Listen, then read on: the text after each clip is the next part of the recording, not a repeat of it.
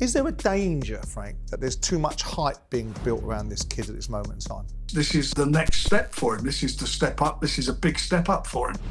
Do you have any particular wonderful birthday wishes for Turki Alalshikh? I sent him my birthday greeting this morning. It's very personal. Very good. With Makhmudov, I don't have to be a world-class boxer to beat him. I've always said that I'm not a world-class boxer, but I think I'm a world-class fighter. I'm a totally different person now. You know, it's a different fight. Dave wins this one. It puts him in there right in the mix with all those big names. Doncha helps me to bring back my confidence, you know. It makes sense, you know, 2 gold medals, 2 guys who received like several defeats, now they want to go back. Do you still believe that you can be a world champion? Oh yeah, yeah. I think that Lewis would have dealt with Alexander Usyk. I'd sort of go with you with that with Lennox Lewis. I think the only 2 defeats he had against Rackman and Oliver McCall he reversed. Welcome to episode 132 of Talk Boxing with Simon Jordan and Spencer Oliver. We're back to the old days of just you and me being in the studio, but we are going to be joined by some digital guests. Mate, you're right, mate? Yeah, very well, mate. The old days, we were actually in a broom cupboard. Indeed. In the studio. But we've now, migrated upwards we've got now. The studio. OK, well, we're joined by our first of the guests, which is Frank Warren. How are you, Frank? You all right, mate? I'm good, thanks. How are you, chaps? I'm good. I heard the comment about how long it's going to time to take to put our makeup on. How's your back, by the way, today? The old haystack is struggling. The rumour is that your back's done because you're carrying around all that money all the time. Well, that's what it is, mate. The weight of it's wearing me down. Tell me about Moses Itauma. Big fight coming up, big event for him. What's the thinking now about putting him into a situation where he's headlining a show, Frank?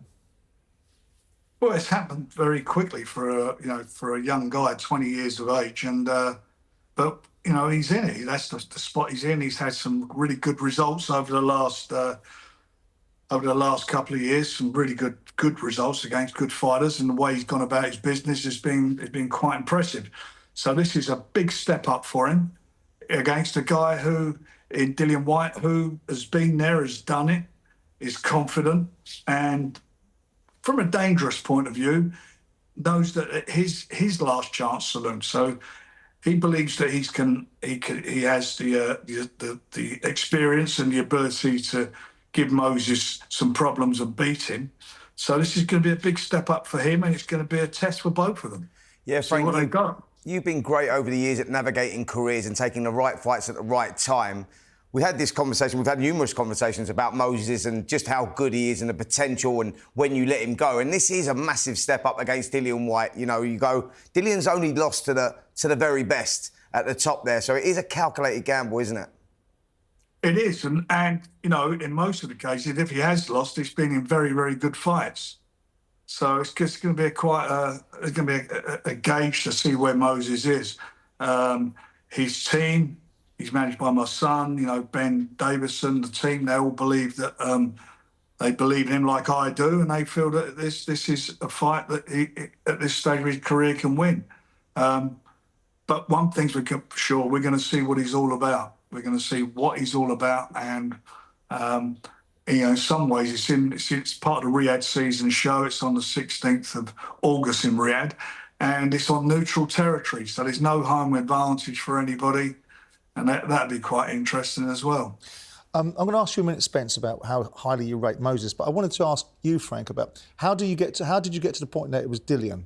I mean, it came out of left field. I know that you do these things, regularly in terms of making fights that people don't always see coming out of the ether. Why Dillian? Was it an opportunity? And how was it sold to Dillian? Because it feels to us, you know, and it may well be that we're being a little bit one-dimensional, that Dillian's going to be used to promote Moses Itauma. Which is a great opportunity for Moses to be in, but not so great for Dillian to be in that place. Well, if he is being used, he's getting a big payday for it. That's for sure. No, I don't mean like that, Frank. I don't mean like that. I understand what you're saying. No, I understand what you're saying. I hear what you're saying, and I know you're not. I understand exactly where you're coming from. But the fact of the matter is, the fight is, you know, with Turki Alalshikh. We had the discussions and we talked about a few opponents, and it wasn't just Dillian. There was Derek Chisora's name came up, as did a couple of other guys. But it seemed the only one who really wanted to take the fight was Dillian, which says a lot about him. Yeah. So that's how it comes to. I mean, look, you know, their main event there main event. It's a joint main event with Nick Ball's fight, but I mean it's a cracking card, and Moses is eager to please. He's really looking forward to it, and we're gonna, as I say, we're gonna see, because I don't take anything for granted in boxing, and you can't take anything for granted. And if he comes through, brilliant. If he doesn't, it'll be something that hopefully he'll learn from. But I do believe in this boy, and I've believed in him for a long, long time. Yeah, Frank, Moses is #1 with the WBO. We know the interim champion is Joseph Parker. If he comes through with Dillian Whyte, we've had this conversation off record as well, and you go like, how far away would he be from having that world title vote? Because he comes through this one, he could effectively, if Alexander Usyk decides to relinquish after, this mandated time, if he decides to relinquish, he could effectively be in line to fight Joseph Parker for the vacant WBO title. All of that is absolutely true and right. However, it's how he looks in this fight before we think about the next fight. This fight is the one that matters. That's all we're focusing on, and it's how he looks in it. And as I say, from my perspective, I don't take anything for granted. Dillian is a competitor. He's signed with us. He's with us for a reason. He signed with us because he believed we would deliver the big fights for him. And that's what we're doing for both these guys. This is a big, big fight, a big moment in both their careers. Does it make any difference to him, Frank, Moses? Is he aware of the exposure that headlining... I know you're saying that Nick Ball is joint headlining, but they'll look at the heavyweights. The boxing world and everyone looking around him will look at the heavyweights. Does it add an extra component part for Moses? Or are you just convinced that this kid is ready to have anything thrown at him, irrespective of the circumstances? I feel that as he's been moving forward, he's done everything that's been asked of him, but even more, he's done it in style, and he's done it with for a young man, with a lot of composure, a lot of professionalism. He ticks all those boxes, and this is the next step for him. This is the step up. This is a big step up for him. In more ways than one, because I think even the lead up to the fight, excuse me, I look at things like the press conferences, the week of the press conferences next week. I look at the face-offs, the head-to-heads, all this stuff. This ought to be quite an interesting time, because he's in with a guy who's been there and done it, got all the medals, a street guy, a tough guy. It's going to be a. But you and Francis must think with all that, because that's the added layer that I'm talking about, which is not just what he's got to go and do in the ring, but all the expectation as a result of him now being front and centre. You and Francis must now think that he's ready to do that, because personality is part of the boxing world as well, isn't it? That's correct. And but the thing is with him, as I say, he conducts himself really well. I mean, he's not like a Jack the Lad or a braggart. I mean, he does his talking in the ring. He's quite respectful to all his opponents. But he's up for this. He wants it. And lots of young fighters want to be stepped up very quickly. They want to move into the big time. And it's our job to hopefully guide them correctly. This is a fight that we considered it. We considered the next move, considered it. And I've got high regard for Dillian. I know that Dillian's going to get the best out of him, and it's going to be is the best that he gets out of him going to be good enough? Well, let's hear what Dillian Whyte has to say about Moses himself. He's dangerous. Listen, like I said earlier, he's been compared to Mike Tyson and all these ferocious guys, and I look at the comparison. Who have I ever been compared to in the 80s and the 90s? Not even. Let me see. Who is there? Not even a gatekeeper, a journeyman. So, it's the biggest fight of my life and career. Obviously, everyone's saying how great he is, or this he is, and this and the other. So, yeah, I'm approaching it with that mindset. It's the biggest, hardest fight, the hardest puncher, the quickest puncher, the fastest guy, the strongest guy, the most intelligent, the most patient is boxer. Everyone portray him as a superhuman and as, So, yeah, that's how I'm approaching the fight. I'm fighting Superman. I mean, Frank, Dillian refers to him as Superman here. We've heard Tyson Fury, one of your former charges, who's retired again apparently, talk about him in previous interviews. Oh, no, I don't want to fight Moses Itauma. Is there a danger, Frank, that there's too much hype being built around this kid at this moment in time? Yeah, there is. Of course there is. I mean, you know, everybody's saying put him in for a world title now, do this, do that. And as I say, that's our job is to pick the right moment. I say it loads and loads of times. The best punches are the best time punches, and the best matchmaking is the best time matches. But you listen to Dillian, he hit the nail on the head there. He says what it is. He knows what he's got to do. He knows what he's going into. He's not just showing up. I know he's been training his arse off for this fight in a big way. And he's gonna bring a lot in there, and he's gonna bring all that experience he's got, all of it to the fight. And I think for Moses, this is gonna be a monumental moment in his career. I think what Dillian Whyte was saying there, you know, I think from a fighter's perspective, when, you know, there's so much hype around someone like Moses, Dillian recognises that, and that will bring the best out of him, what stage he's at in his career right now, Frank. You know that as well. You go, so if he wins this fight, Moses Itauma, he has established himself on that world stage. And then you've got limitations on where you go with next opponents, etc., etc. And the question is going to be, when is that world title shot going to go? Well, all those questions will be answered after the fight. If he comes through it, we're going to know if he's ready or not to be progress further.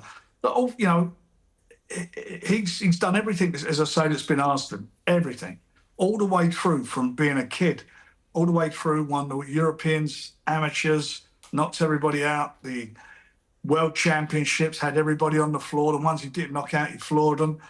He's a phenomenal prodigy. However, each step at this stage of his career is a big step, and this one for him is the biggest step. This is going to be something that I hope will bring the best out of him, and will bring out of him what we believe's there. I mean, we've seen lots of flashes of it. We've seen the way he's beaten very, very experienced fighters, and the way he's beaten them. It's not just winning the fight; it's how you win the fight. And he's done it in unbelievable style. You know, I'm repeating myself, you know, his composure, the way he picks his shots, the way he makes people make mistakes, and more importantly, his speed. You know, he's got great footwork. His speed is great. His hand speed's good. You know, he is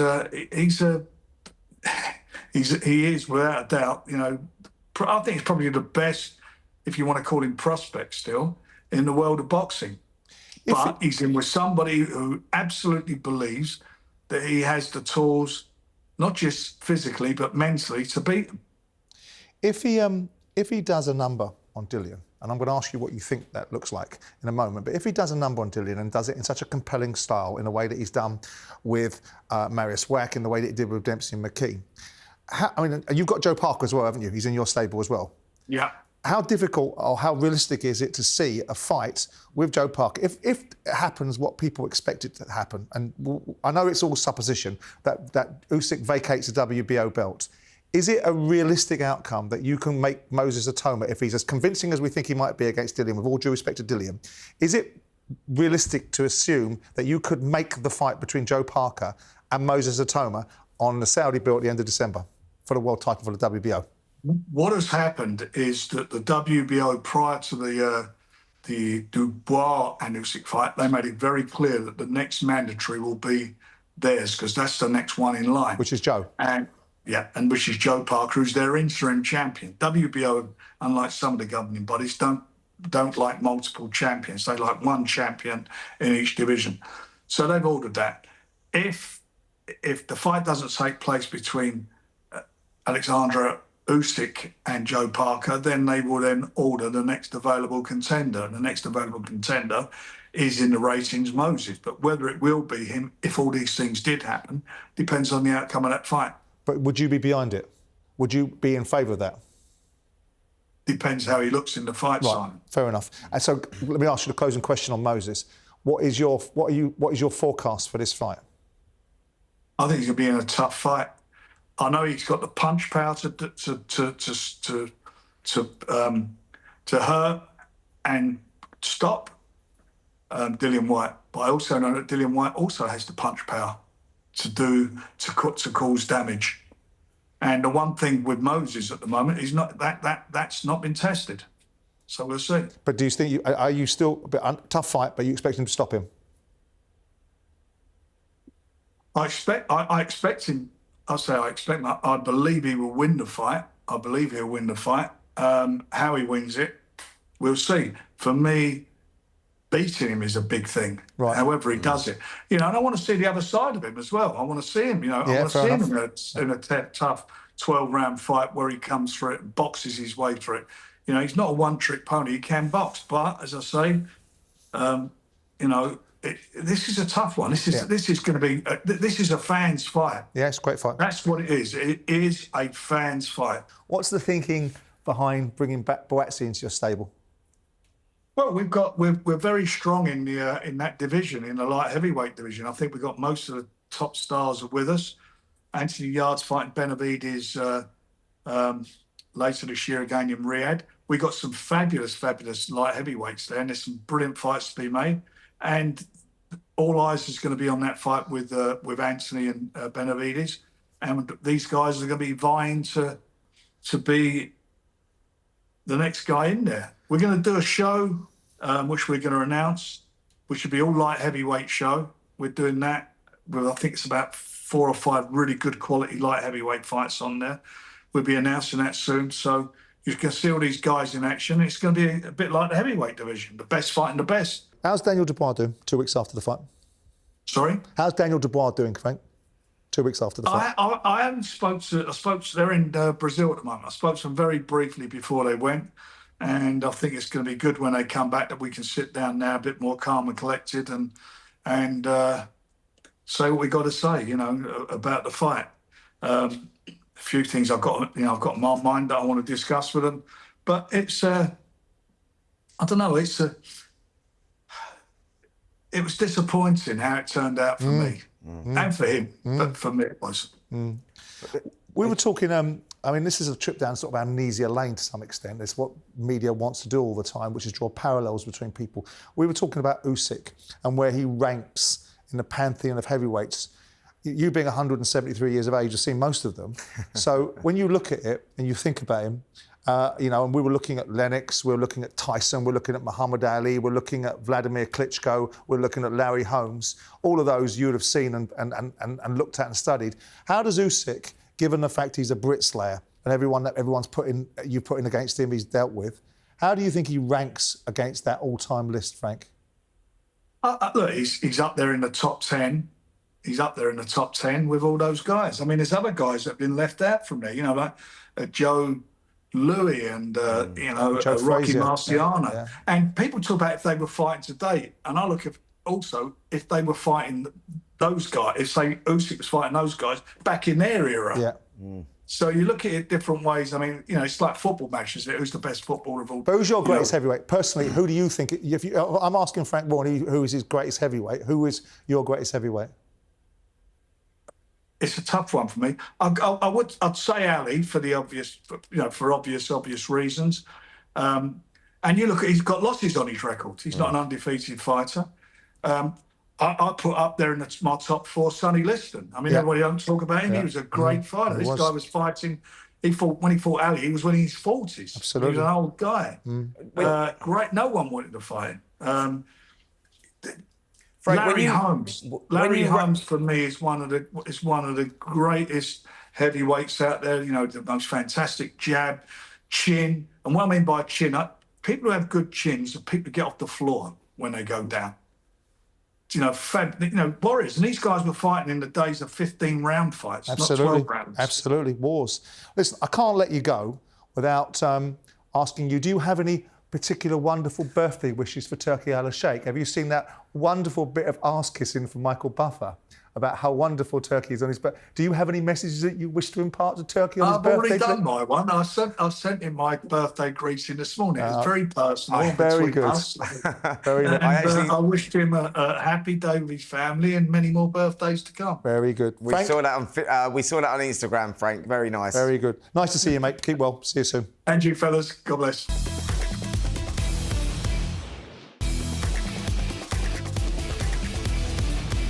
We're just about to be joined by Dave Allen, who has now signed on to fight Arslan Makhmudov in November in Sheffield. Dave, I need to ask you, mate, why have you picked this fella?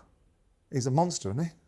Yeah, it was a good idea 2 weeks ago. And then when it got announced, I did think, oh, I'm not sure. And then Saturday afternoon, I was in the kitchen with Mrs. and I said, I don't know really, so I'm not too sure now. Now it's actually happening in here, I'm not sure. But I don't know really. It's one of the biggest challenges possible. And yeah, it's here now, yeah. So we've done it and made the fight. And it's a good fight. Yeah, it is a good fight and a very dangerous fight. Makhmudov is one of those guys that is very, very heavy-handed and one of the most feared heavyweights out there, or he was definitely one of the most feared heavyweights out there. And you had a world of opportunity there as well, Dave. There was lots of names being mentioned with you, even Deontay Wilder as well. And this one was sort of like out of the blue. No one expected it. No one saw it coming. How did that decision get made? Well, the really big fights weren't going to happen. I didn't think I deserved them anyway. I was beat Johnny Fisher. You know, people talking about Josie Parker.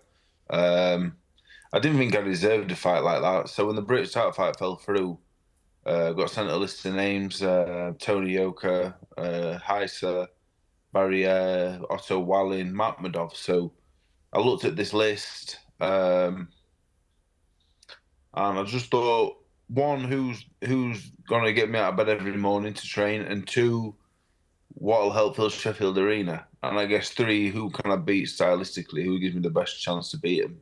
And the answer to all three was Makhmudov. You often say, and it's very, I want to use the word sweet, but I can't use it in conjunction with a boxer. It's very endearing. You often talk about the level that you're at and say, I'll be lucky to get to British level, and I want to get that because it means a lot to me to win a British belt, and it mean a lot to my old man. Jamie Moore thinks you're a bigger level. Is this you creating an image of under-promising and over-delivering? Is that a bit of bluff going on there? No, I think with Makhmudov, I don't have to be a world-class boxer to beat him. I've always said that I'm not a world-class boxer, but I think I'm a world-class fighter. And Makhmudov's going to come to me and fight, and I've always said if anyone stands still and they go punch for punch with me, I'll beat him. And Makhmudov should do that. So I fancy beating Makhmudov. Yeah, as scary as he is, he's well above British title level, but he's going to fight my fight, and I don't think anyone can beat me at that. Yeah, I think Makhmudov, he's guaranteed to come at you, mate. That's the sort of the way he does. And if he blows a gasket in the process of doing that after 4 or 5 rounds, you know, then it's a great opportunity for you. Dave, you're number 9 now with the WBA. So you're in a great position, man. Like, when you talked about, like, getting the opportunity and winning that British title was your sort of world title, you never know, mate. You're 1 win away now from putting yourself right up there with a world of opportunity. So it's a fantastic time for you. Yeah, I was rated 13 in June. I never boxed in June or July, and I was rated 9 in July. So I said to Ed, why don't I just sit it out till December? I might be number 1 by December. So I don't know how these rankings work. I'm not the 9th best heavyweight in the world, but if I beat Arslanbek Makhmudov, I'll be really proud of myself, actually. That's why I wanted the fight. I thought, if I beat Makhmudov, I know I beat a good fighter. Is he world level? Probably not, but he's not far off. So, well, if you look at Dave when he went into that fight against Kabayel, the expectation was that Kabayel was going to struggle in that fight, and he didn't. And so Makhmudov's reputation has gone down a little bit since then. But I wanted to talk to you about, but it's still a very big challenge for you, notwithstanding the fact that he's had a couple of losses in his last 2 or 3 fights. Is there any similarities in this fight between yourself and David Price? It's a stadium fight. You're at the front of the agenda as far as people are concerned. Does that ring any bells in your mind, or are you not worried about it? It's an opportunity and you're ready to take it at this stage in your career? Yeah, I don't worry about anything really, but there is similarities in terms of his physicality, his physical presence, the size of him. But David Price was actually a very, very good boxer. When I boxed him, he had a good jab. He boxed me. He was patient. He had good defence. And I was 27 years old at the time, but I was very much a child. I fight Makhmudov now at 33 years of age. I'm a totally different person now. It's a different fight. Makhmudov is not David Price. I think Makhmudov is more dangerous, but I don't think he will come to box. He'll come to fight. And yeah, I fully expect to beat Makhmudov. I wouldn't have took it otherwise. Of course, there's a bit of trepidation. I'm a bit nervous. 10 weeks out, I'm nervous already because, like you said, the pressure. I do feel the pressure. I'm very confident we're gonna fill Sheffield Arena. So of course I feel the pressure. Of course I'm nervous. I'm terrified, to be honest, thinking about it. But that's good, though. That's trace your mind. Yeah, it's the expectation that gets you. Yeah. I'll fight Makhmudov 7 days a week in the gym. when you got 10,000 people really wanting you to win. I don't want to send people home upset, so I'm training really hard. Yeah. You had that with Lucas Brown as well, didn't you? Like you sort of delivered there. That was a fight that you was going into, and you know Lucas Brown's team were very confident, former WBA world champion. You sort of delivered there, so you've got that experience now. The apprenticeship is very much over, and you've got this now opportunity. What's it going to be like boxing in front of your home fans in Sheffield? Yeah, I can't wait to get to Sheffield Arena. I've boxed there loads of times on Kelbrook undercards. You know, always been the bridesmaid really on the undercards. You know, people coming out to watch me, and always been like a bit of a show filler, and you know, been in decent fights and stuff. But going to Sheffield Arena, Nazim Hamed, Kelbrook, Dalton Smith, now me. So it means a lot to me. Yeah, it does. It really does. And you know, I've sold over 1,000 tickets in the first weekend personally myself. So I've never seen Sheffield Arena full in years. So if Fantastic. I can go there and fill it and get a result, you deserve it, amazing. Dave. You deserve it, mate. Listen, when if he I'm going to talk about you for a second, Dave Spencer. If he wins this fight, which he expects to do, and I like to hear him talking this way, where does this put Dave now? What opportunities does it create? Is he looking across at Adelaide and Hrgovic and thinking that's the next step after that? Absolutely. Like, look, as I mentioned there, he's WBA number 9 in the world right now, and he goes in against Makhmudov, who's, like you said there, a couple of fights ago before Kabayel was considered the monster of the division. No one wanted to fight him. Kabayel beats him, and then all of a sudden people start fancying it a little bit. But he's still a world-class, world-ranked fighter. So you go, Dave wins this one.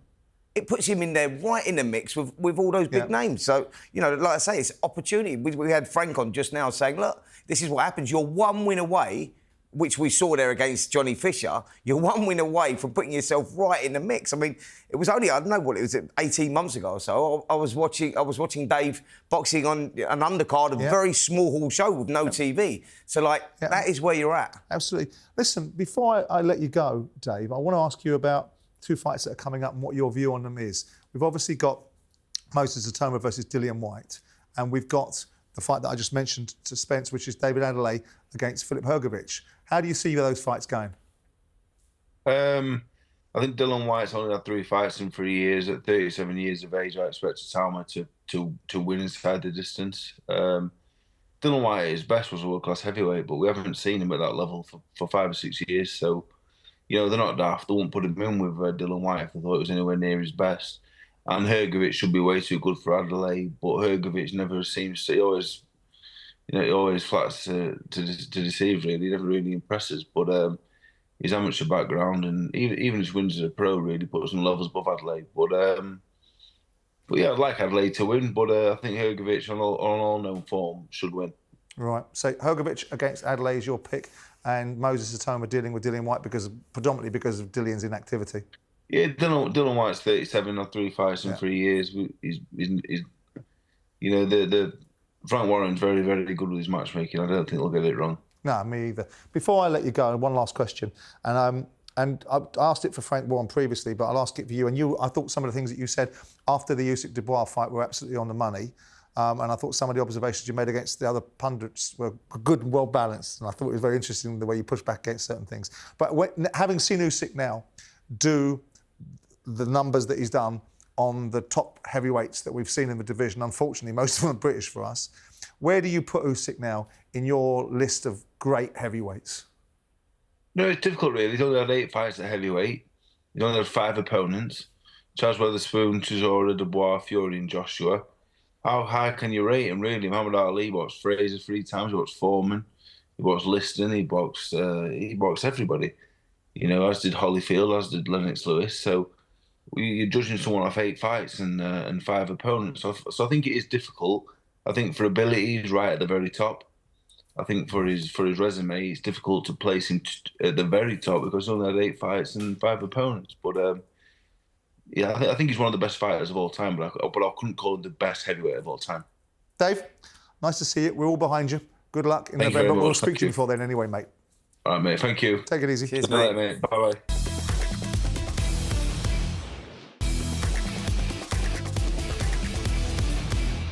We're now joined by Queensberry's latest heavyweight signing, the Olympic gold medalist, Tony Yoka. Tony, nice to see you. Thanks for joining us, mate. Yes, nice to see you too, guys. What's the thinking, Tony, behind signing with Queensberry and Frank Warren? I mean, I think it was the the perfect signing for me because every heavyweight, like most of them are with Frank Warren, and for me to be now living in London, I think it was like no issue.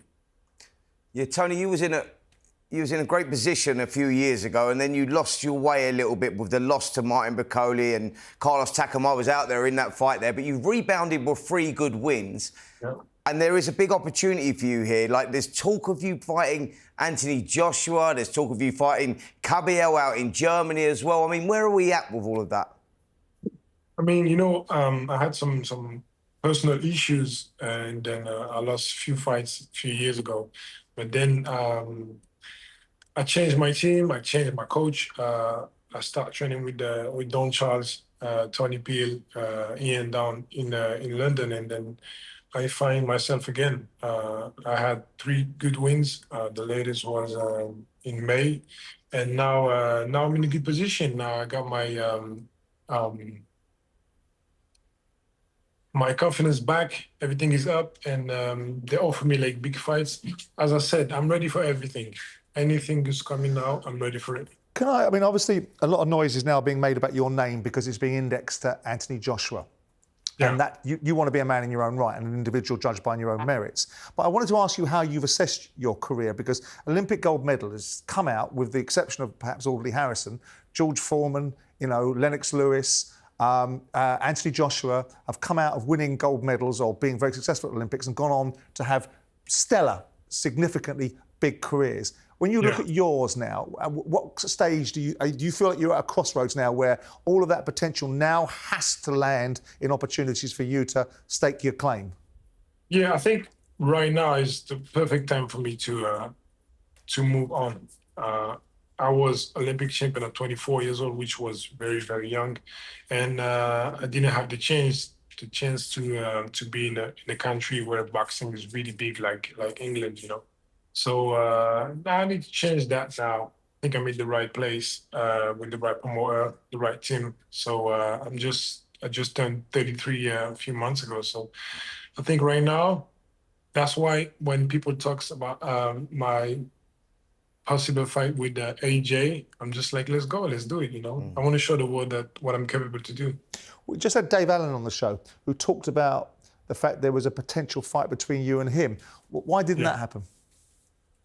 Because I already beat him. And I don't think it was a controversial fight or a close fight. So I don't really see the reason why we should fight again. You've trained with Don Charles, haven't you? Yeah. What was that like, and what is your setup now?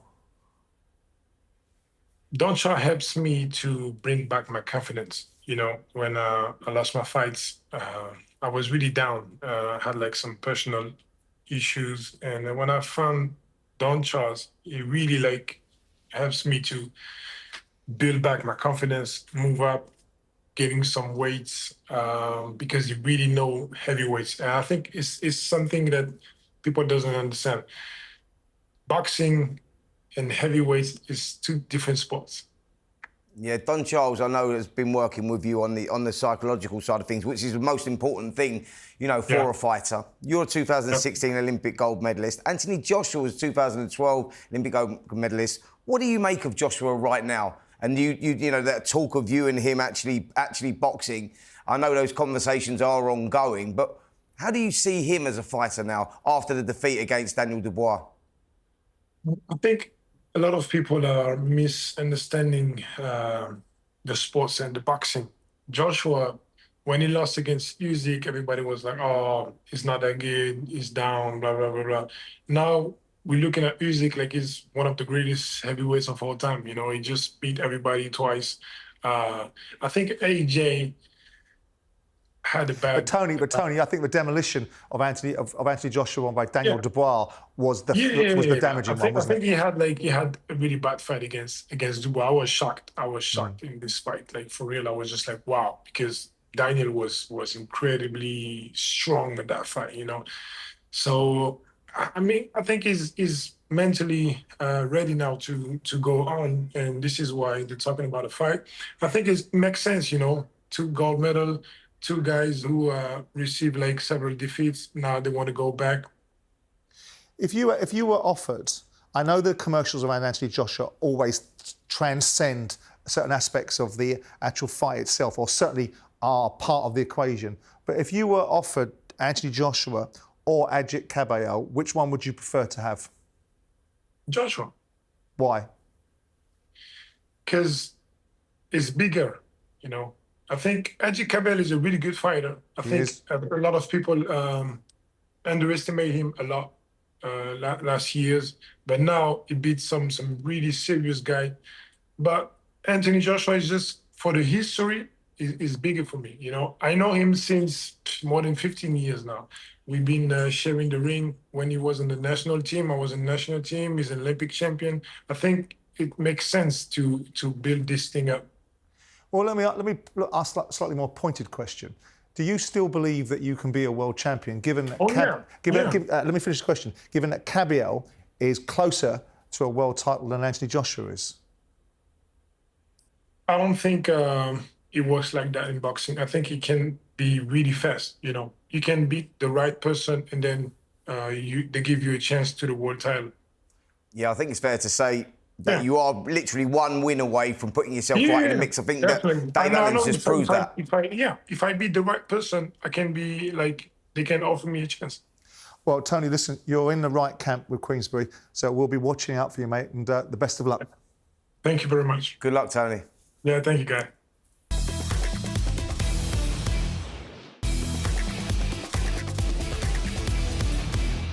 Last week we were debating about all-time greats and the ranking of certain fighters, and Usyk obviously was the centre of conversation for that. And Duke McKenzie, I think, kind of stopped us in his track with his assessment. Let's have a little listen to what Duke said. Yeah, he deserves to be in the all-time top 20. We don't know where he fits in that top 20. Because like you said, I think... Heavyweights or heavyweights. Not 20? Not cruiserweights. 20? Top 20. There's 19 heavyweights better than Usyk. In my opinion. Wow. If we're looking back into the 70s and the 80s, the 90s, you look back at those kind of fighters, your Frasers, your Formers, your Alis, you know, then you got your Lennox Lewis, your Tysons, your Riddick Bowes, your Evander Holyfields. You know what I mean? There's a lot of guys that were given, I think, Usyk a lot of trouble that aren't the real big names, like a Ray Mercer. I think Ray Mercer would give Usyk a lot of problems. David Tua would give him. But Usyk equally would give them fits. His southpaw stance and movement, and those heavyweights back in the day, as much as we like to look at them, they weren't big, you know. Yeah, but they weren't big. They weren't big as we think they were. Colossal was huge. Yeah, they were Witherspoon combination was huge. punches, Eddie. They were combination punches. They were Riddick Bowe was athletes. huge. They were proper athletes. Yeah, but someone like Joe Frazier, who was relentless, but was a little bit predictable. And you know, he'll come forward doing this. Like someone like Usyk, who had that skill set and you know, you're talking about size and all that. You go, you got to put Usyk a massive favourite over Frazier. The power that Frazier could but could he land it? Well, listen, he decked Muhammad Ali, right? The greatest of them all. Yeah, I know. The greatest mover and shaker of them all. And then look what George Foreman did to Joe Frazier. Don't you think that Usyk puts his name in that argument when you're talking about even with the Muhammad Alis because of what he's done? Well, that's what I'm saying. He's in the top 20. You got Right, listening to that and replaying it in my mind, I mean, obviously there were names thrown in there like Ray Mercer and David Tua. We were talking about a list of all-time greats, and whilst they were good heavyweights at the time, I thought it was a strange little departure, and I will always listen to Duke. It also was evident to me that you and Addy weren't necessarily concurring with Duke's point of view. What, in your mind, makes an all-time great? Well, that's it. What defines an all-time great is you go, for me, it's who they've got in their era and who they beat in that era. And, you know, Alexander Usyk, OK, he's had 8 fights as a heavyweight or whatever, but he's gone through them all twice, the best of this modern era. So that will put him down as...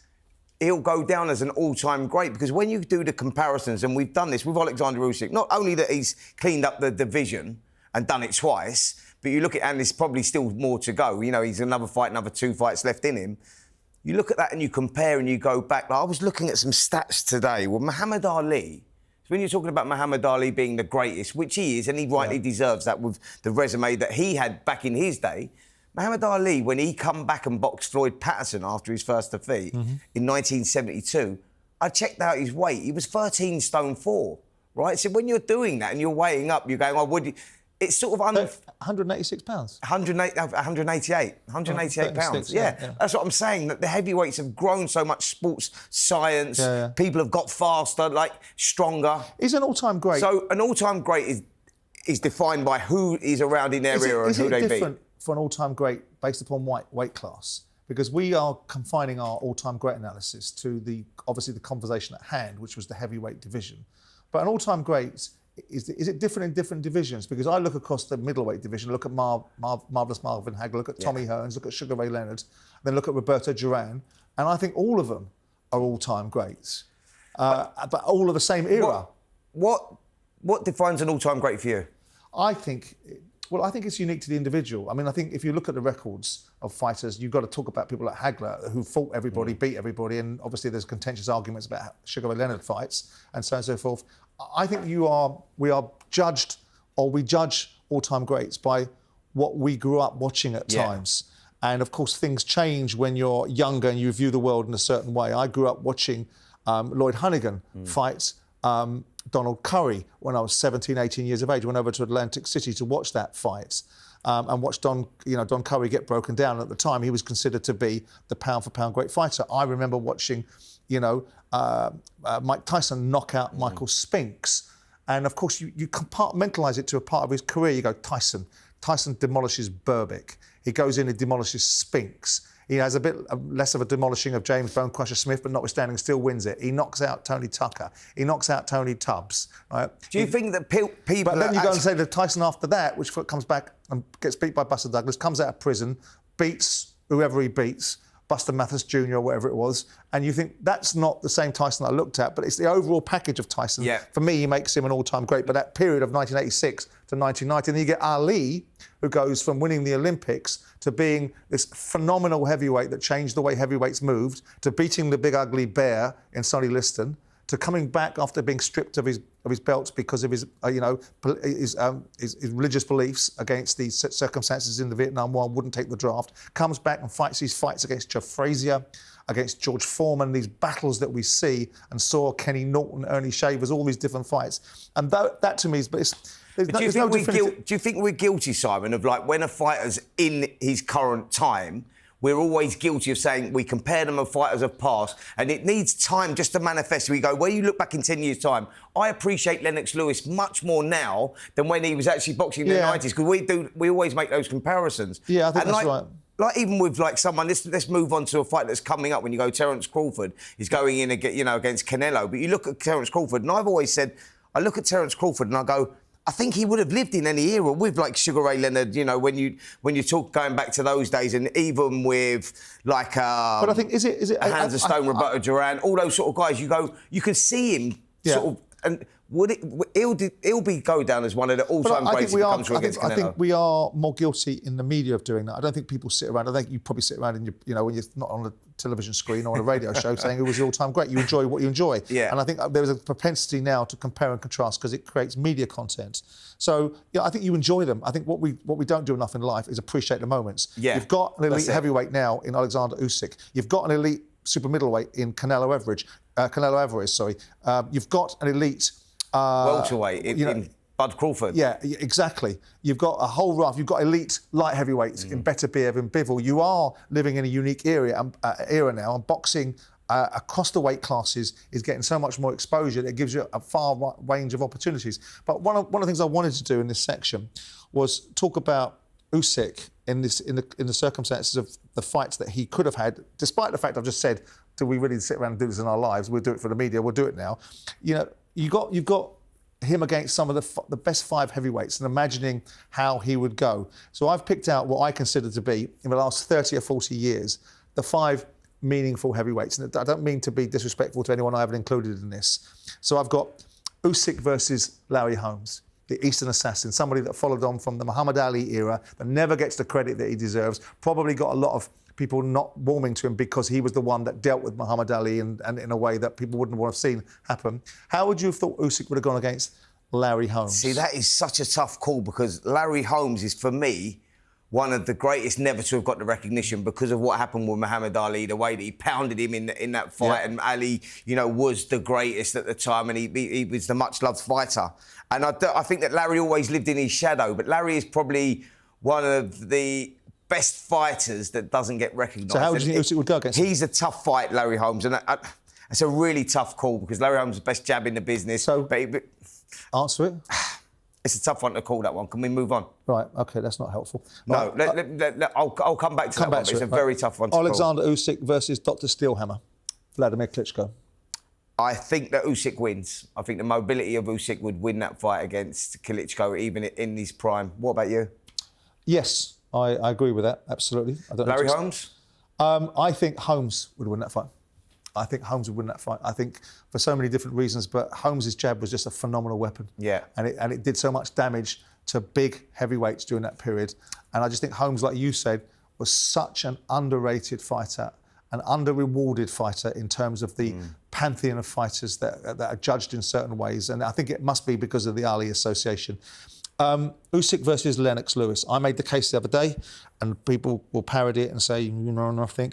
I think Lennox Lewis is an elite heavyweight. Clearly, he was an elite heavyweight. Yeah. I spent a lot of time watching him, watching versus Hazim Rahman, see him against Michael Grant, see him against Evander Holyfield in both Madison Square Garden and Los Angeles, and other fights. I think that Lewis would have dealt with Alexander Usyk. I don't think people agreed with me last week. Where were you on that? I'll sort of go with you with that with Lennox Lewis. I think the only two defeats he had against Rahman and Oliver McCall, he reversed. Yep. So, you know, he will go down as one of the greatest to ever do it. And I think Lewis in his prime was and they were sloppy defeats, an incredible fighter. They were sloppy defeats, and there was reasons behind those defeats. Filming Ocean's 11 for absolutely. Rahman's first fight. So Lennox for me sort of fits in the top three all time. Like there's that argument with him. So yeah, Lennox Lewis. Alexander Usyk versus Mike Tyson, baddest man on the planet once upon a time. That's what I'm saying. Again, you look back now. Depends which version of it. So, Mike Tyson from when he was beat Trevor Berbick. 86 to 90. Let's have Alexander Usyk. Let's have two versions of Alexander Usyk for the purpose of this discussion. Usyk versus Tyson, 86 to 90, and Usyk versus Tyson post Buster Douglas, post Don King. Usyk versus Tyson post Buster Douglas. He wins that fight. Usyk, But the one that Mike Tyson, the 20-year-old Mike Tyson that beat Trevor Berbick and Tyrell Biggs and all those sort of fighters, and Michael Spinks, you got to go Mike Tyson. Yeah.